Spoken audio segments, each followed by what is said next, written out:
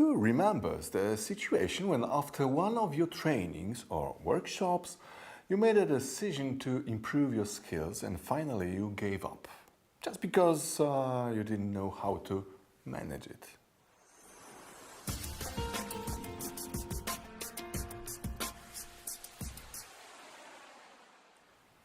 Many times, after trainings, workshops, or after developing conversations, we pump the balloon with our resolutions.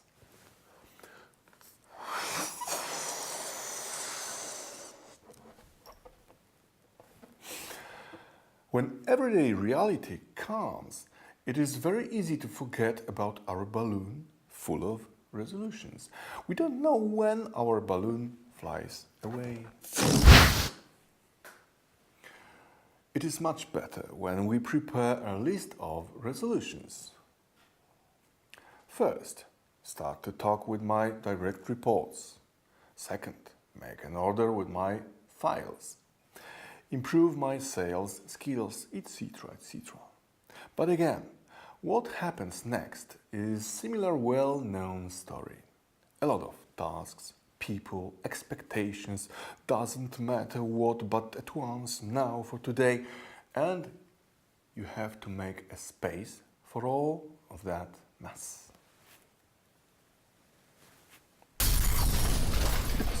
Sorry, enough. Time to change it. I would like to present how to work with development plan effectively.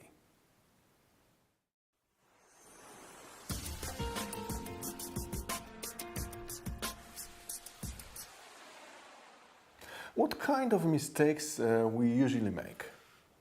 Try to imagine that Mr. Adam creates his own plan of competencies to improve. How does he know that exactly these competencies are to improve? The answer is intuition. Is it enough? If you are not sure that we should work on exactly these competencies, not others, we would always choose more urgent stuff to work. Where Mr. Adam can find the correct answer just to be sure? Probably the HR department should help. What is the HR department's task? Defining which competencies are proper to Mr. Adam's job and position. HR department has also to define the required level of these competencies. Mr. Adam can measure his competencies using different methods, for example 360 degrees feedback, working with case studies or taking part in assessment centers. As a result, he should get the report with information about his real level of established by HR department competencies. Report shows precisely the gap between the current and expected level and has to be discussed during the workshop. At the end of workshop, the individual development plan is created. According to the kind of organizational culture, it would be beneficial to Mr. Adam if somebody, Mr. Adam's boss, HR, would consult and accept this plan. It is important to support Mr. Adam not only with measuring the outcome of implementing all that improvement job, but during the time of Mr. Adam's work on it as well. Coaching sessions, meetings with his boss.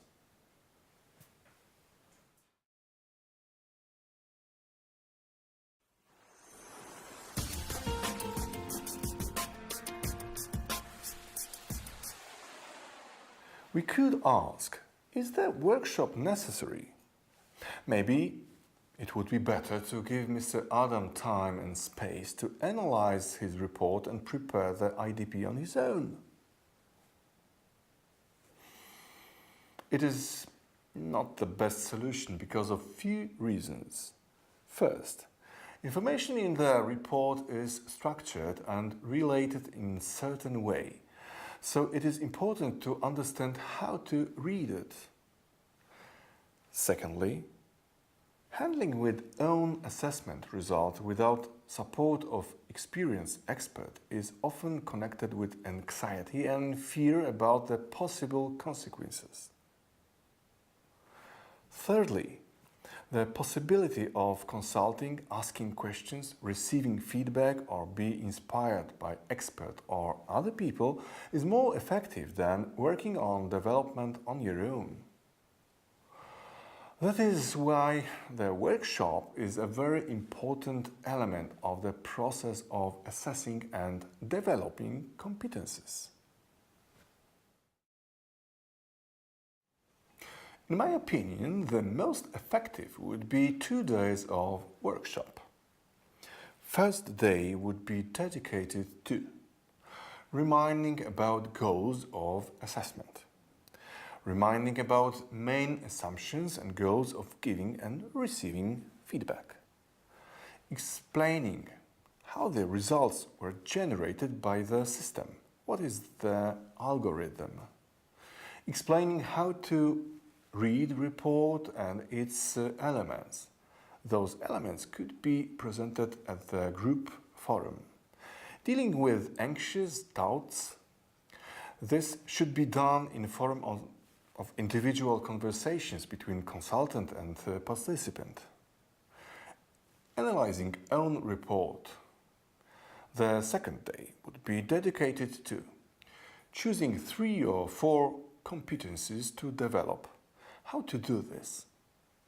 We have to analyze report in terms of what is important from company perspective, what is important from team or department perspective, what is important from my own perspective. The effect is 3 or 4 competencies to develop. Collecting ideas from other participants on how particular competency could be developed. On individual basis, preparing the IDP, in next part of this video tutorial, I will show you how to do this. Consult the IDP with consultant, trainer, in order to get feedback. Do not forget to get acceptance for IDP, I mean individual developing plan, from superior or HR department. It depends on organization after the workshop.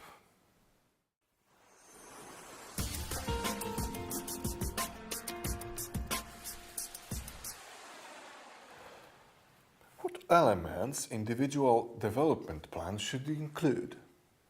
Let's take a look. At the very beginning, we should understand and write down why we want to improve that competency. Then, we should find out the gap between current and expected level of the competency which is provided by HR department. Next, we should define the road map, explaining what to do, until when it should be done and how would be supported and in which way. Of course, it is important to get the acceptance for this plan from superior or HR department. Let's look on this from practical perspective.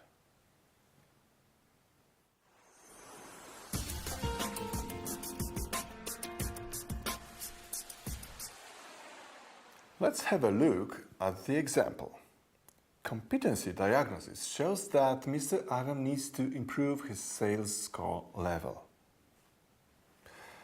To achieve the goal, HR department concerns that Mr. Adam should improve his sales meeting efficiency. Now, 20% of his sales meetings end with signed contracts. The expected level is that 70% of sales meetings should end with signed contracts. So, the gap comes out at 50%. What should Mr. Adam do? To the end of the next week, he should go for at least 2 meetings with one of the best-selling friends to observe how he handles sales meetings. Next step is to the end of this month. Mr. Adam should make 10 his own sales meetings using best practices observed at Bestseller Practice. Mr. Adam should be observed by his boss, who should finally give him feedback each time.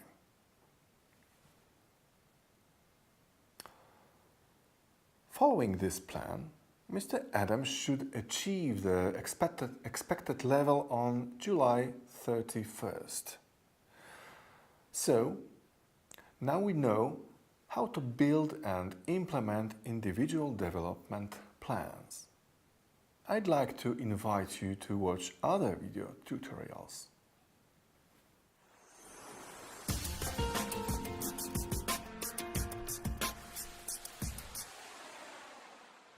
So, time to sum up. You've got your own well-developed IDP, Individual Development Plan.